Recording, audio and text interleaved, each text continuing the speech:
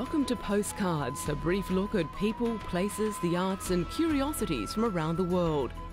On today's program, a special look at what can be available for those liking to do a little shopping, jewellery for a special Valentine.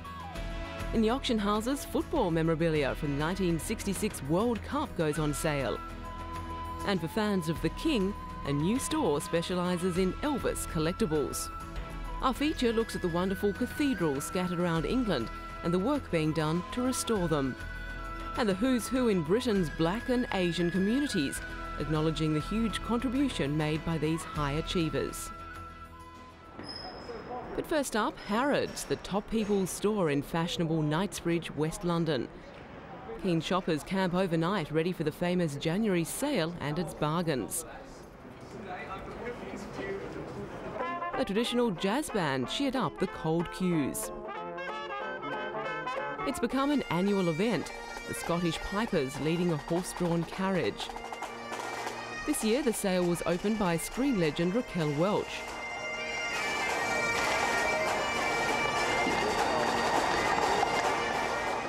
Harrods owner Mohammed Al Fayed was there to greet her and escort her into the store, followed by a crowd of frenzied shoppers breaking into a run.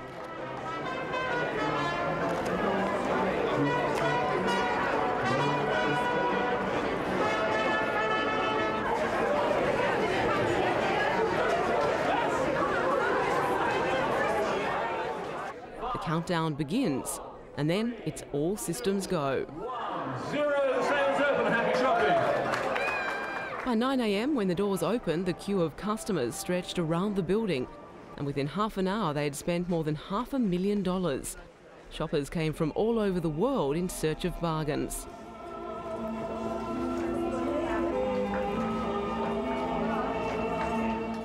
Some items were very special, like this toy Ferrari, a snip at $72,000. Or this 64.9 carat unmounted diamond being sold at half price for a cool $1.6 million US.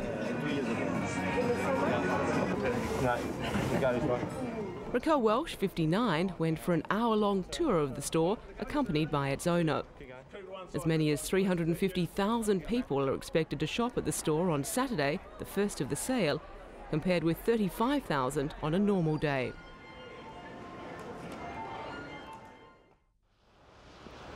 It's hardly romantic, but inside, away from the rain, there's a treasure trove of jewellery. Auction House Bonhams annually holds a Valentine's Day sale. There's something here to suit every buyer. From this topaz and pearl brooch to a pair of cufflinks. Lovers can even wear their hearts on their sleeves with these tokens. Above all, the sale is accessible to the non-collector looking for a genuine token of affection. The range is broad and most of the items are relatively inexpensive, ranging from small items at $300 to $500 US up to items at around $3,000. Hearts in every shape and size abound, as bracelets, brooches and lockets. It's a case of, if jewellery be the food of love, bid on.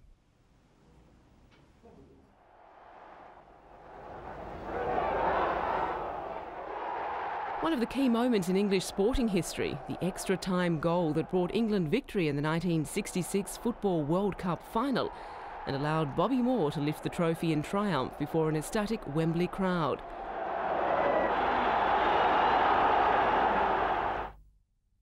Mementos of that championship recently went on sale in London. A shirt identical to that worn by Bobby Moore in the famous final was one of the main attractions of the auction, along with a Nobby Styles white number 4 shirt worn during the tournament. The sale prices far exceeded expectations. Styles' white shirt went for nearly $5,000 US. The auction pulled together memorabilia from the earliest days of international football. And it's not only international memorabilia that proved popular. This signed team photo of the Manchester United team, which lifted the European Cup in 1968, went for over $2,000. There were club shirts too, signed by the stars. This time buyers could submit their bids to the auction by the internet. A specialised television channel also carried it.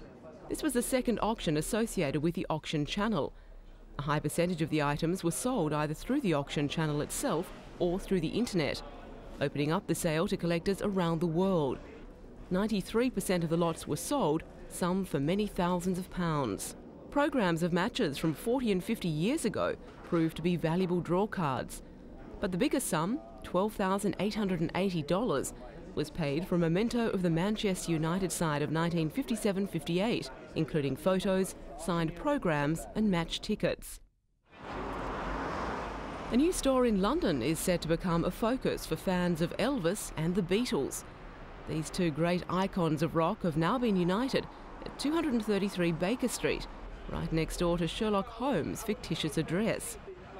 The store's launch was graced with the presence of the first Presley member ever to visit the UK to speak publicly about the King.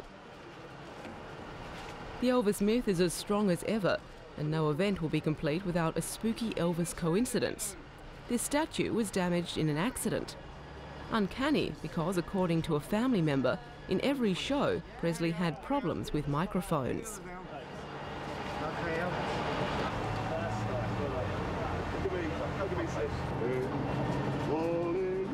Elvis's first cousin, Donna Presley Early, is the daughter of Elvis's Aunt Nash, Vernon's sister. Her book, Elvis: Precious Memories, has its worldwide release in London.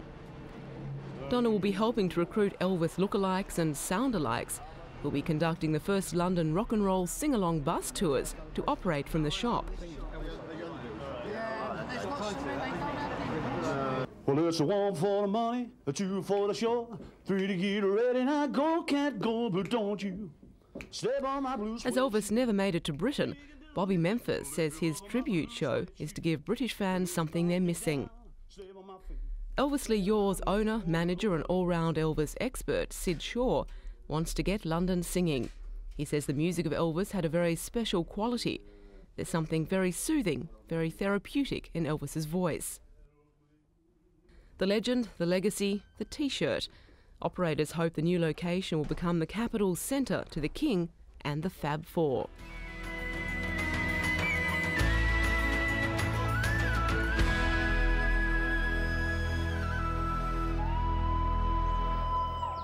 The splendour of England's cathedrals, standing at the centre of the country's most historically important towns and housing a wealth of art and culture, these magnificent structures continue to draw crowds. Canterbury Cathedral has been a place of worship since before 597, when St Augustine became the first archbishop. Throughout the Middle Ages, pilgrims from all over Europe wended their way to Canterbury to worship at the shrine of the murdered Archbishop Thomas à Becket.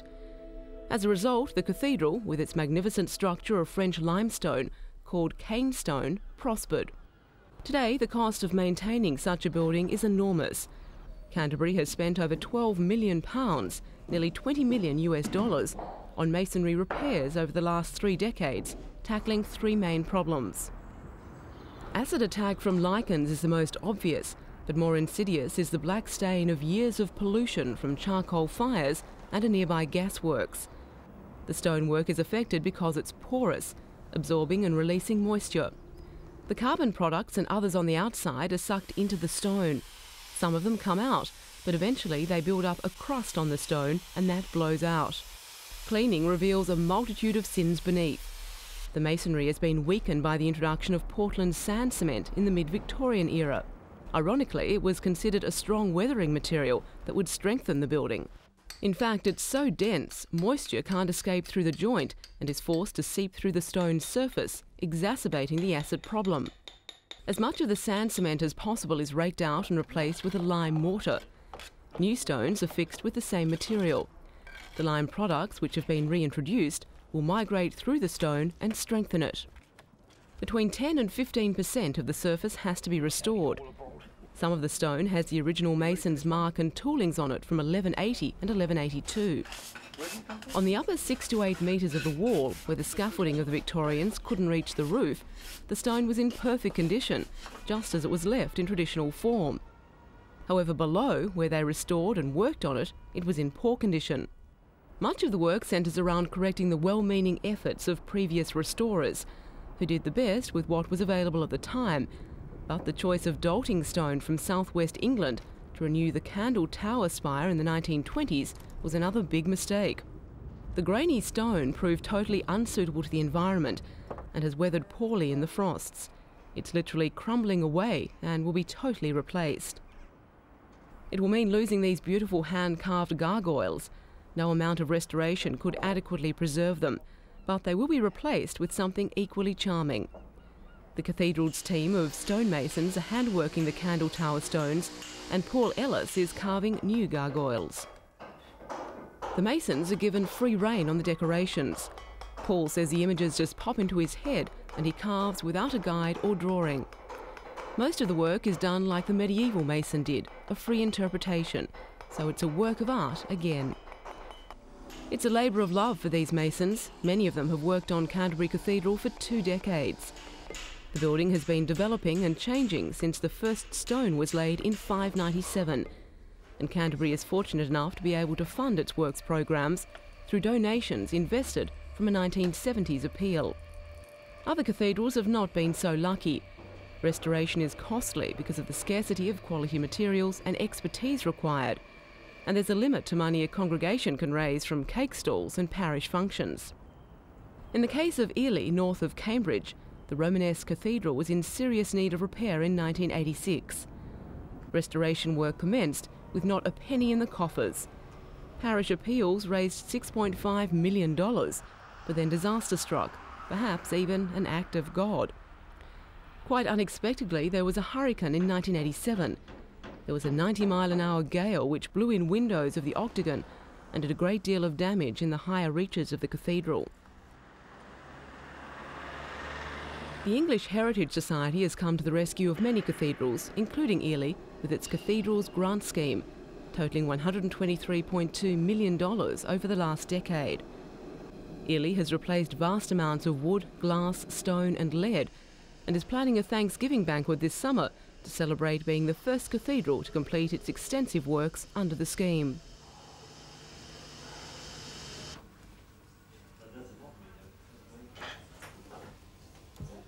Part of Salisbury Cathedral's $800,000 grant is going on this 16th century stained glass window being restored at Canterbury. Victorian restorers leaded over cracks even if they disfigured the artwork. Today the false leads are removed, cracks cleaned and modern adhesives syringed into the gap. By lining up the glass, the crack will be almost invisible. Today's approach to restoration is preservation of the original rather than intervention. The bores and profile motifs, however, show an earlier thinking, which was to maintain the complete picture of glass at all costs, even if it meant sacrificing pieces of original artwork.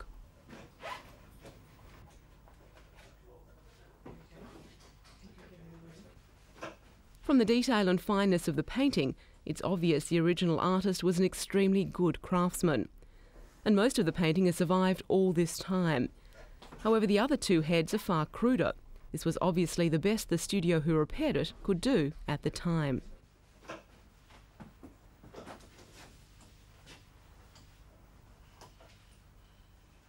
Derek White marvels at the craftsmanship of the ruby glass curving around the stag heads ground out by hand. Today, modern grindstones would do the job.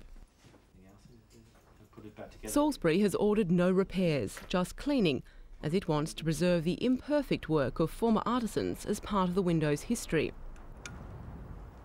Built on a Benedictine monastery in 178 to commemorate Britain's first Christian martyr, St Albans Cathedral today contains one of the country's earliest vaulted wooden ceilings.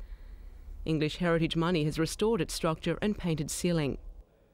These wall paintings have suffered the misguided restoration of last century, which ultimately caused their greater deterioration. One of the techniques was to put a layer of wax over all the surfaces, but over time that's collected dirt and moisture builds up behind, which is very damaging to the surface of the painting. While these paintings won't look any brighter, they will be cleaner, more stable and in better condition. With such treasures to preserve, works programs carry on, and English Heritage will continue its support, handing out a further $4.8 million for the next few years. English Heritage says the grant scheme has breathed new life into England's 61 cathedrals. As major repairs near completion, many are in better condition now than ever. Works on such a grand scale certainly won't be necessary for another 100 years, ensuring these awe-inspiring buildings remain important as places of worship, serve as museums and galleries, and thrive as the nerve centre of communities that they were always intended to be.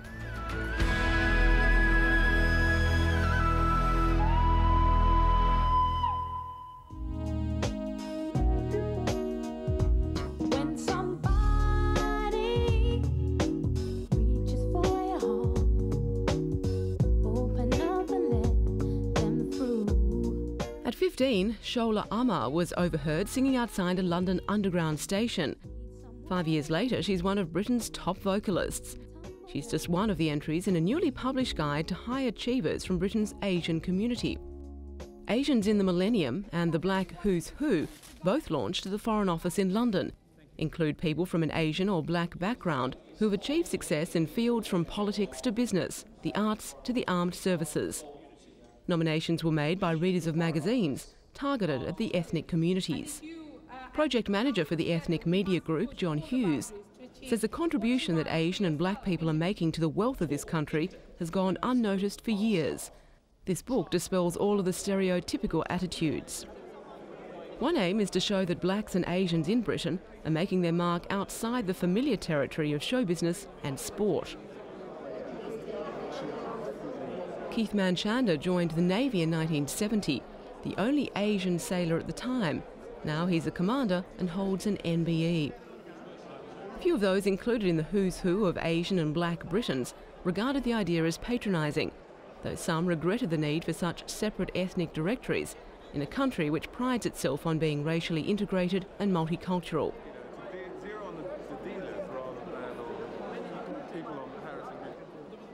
Perhaps in a few years there'll be just one British who's who, representing the high achievers in all sectors of British society, regardless of racial background. Meanwhile, in another part of London, this lineup represented the changing face of the Asian business community. These young second and third generation Asians have made their fortunes in the new economy, telecommunications, computer software and the internet. They're 6 of the 47 new entries on this year's list of the UK's 200 richest Asians, compiled by the Eastern Eye. During the 4 years since the Asian newspaper has published the list, there's been a marked shift from traditional Asian pursuits of wholesaling, textiles and the food industry.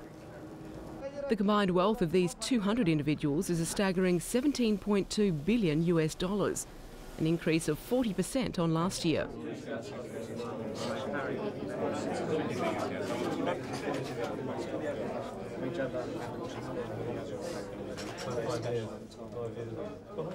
Newcomer to the list, worth $81.5 million, is Amjad Beg.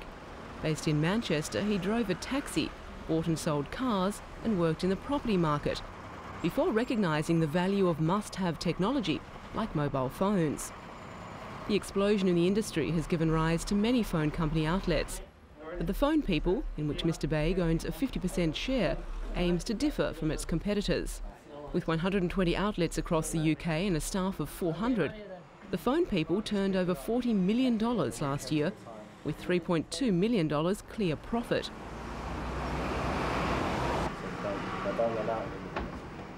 Beg says his success is based on old-fashioned ideals: hard work, belief in what we're doing, and a bit of help from God.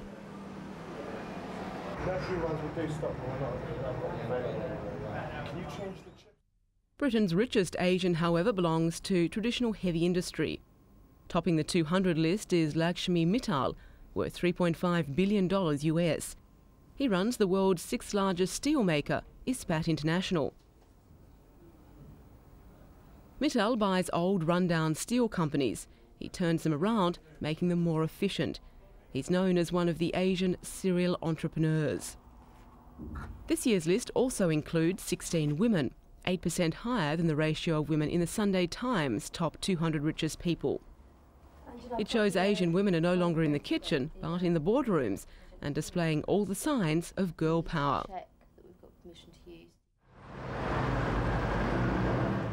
London taxi drivers have again demonstrated their concern for the environment, with the launch on the capital streets of the first commercially available gas-powered cab. August '98 saw the first green cab in use, which runs on an electrochemical engine producing zero emissions. But this initiative means taxi drivers who already own a diesel cab can have it converted to run on LPG, which produces 75% less emissions than diesel.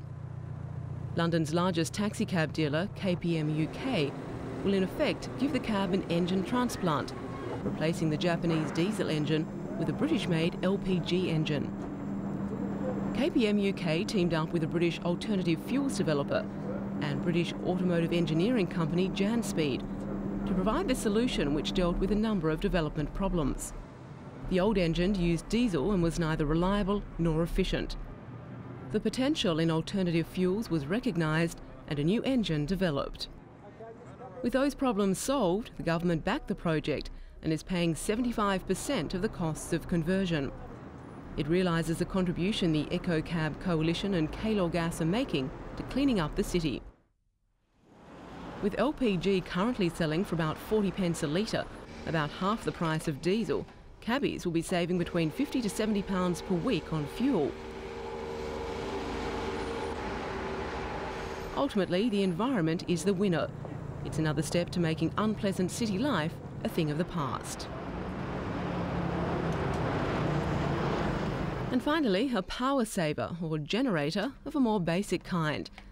This boot was made for walking, and believe it or not, may soon be able to generate electricity as well. The idea is the brainchild of one of Britain's most celebrated inventors, Trevor Bayliss. He's developed a way to use the energy we generate when we walk. Trevor's idea is breathtakingly simple. The invention works by using a small device made up of cells of a quartz-type material, which release electricity when compressed. It's fitted into the sole of a shoe, and as the wearer walks, they press on the device, and the energy is converted into electricity. This can be stored in a battery which has been attached to the shoe. Trevor, who lives in London, also invented the clockwork radio, which has been so successful in the developing world. Its wind-up mechanism means people no longer have to recharge batteries. He's now trying to adapt that technology to develop a device that could potentially save thousands of lives. He's working on a wind-up generator unit that could run a landmine detector. But meanwhile, he's still perfecting his latest invention and is hoping that it encourages other people in Britain to be more creative.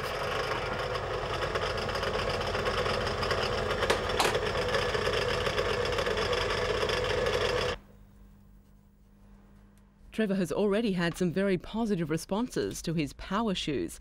You never know, one day soon you could be wearing a pair to power your mobile phone.